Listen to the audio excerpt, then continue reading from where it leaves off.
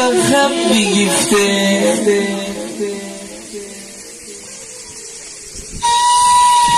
ای عزیز ما را الان 1 ساله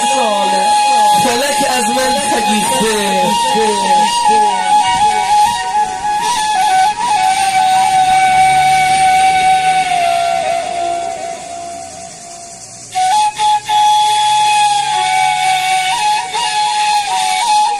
دخترمو با دیده مادر میبینم کنار قبر مامان داری گریه میکنی از بعد که ورودم به مجلس دیدم داری برای مادر اشک میریزی حق داری آخه میگن محرم اسرار دختر مادره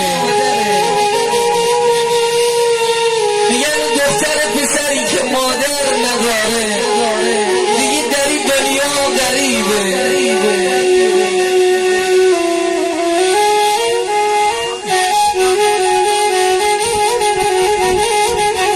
مردم بزرگوار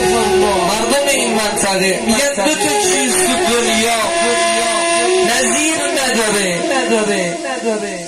اول میگن شیر و مادره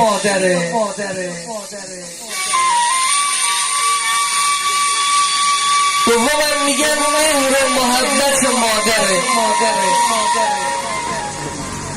کجا که دنیا آدم میتونه مثل مادر پیدا کنه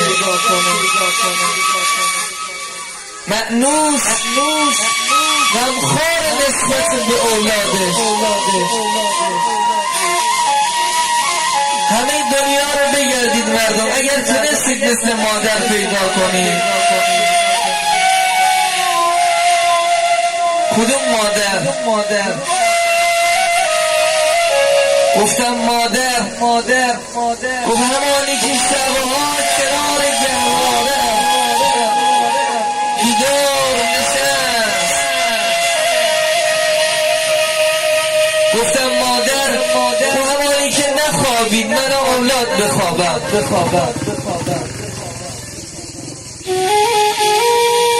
گفتم مادر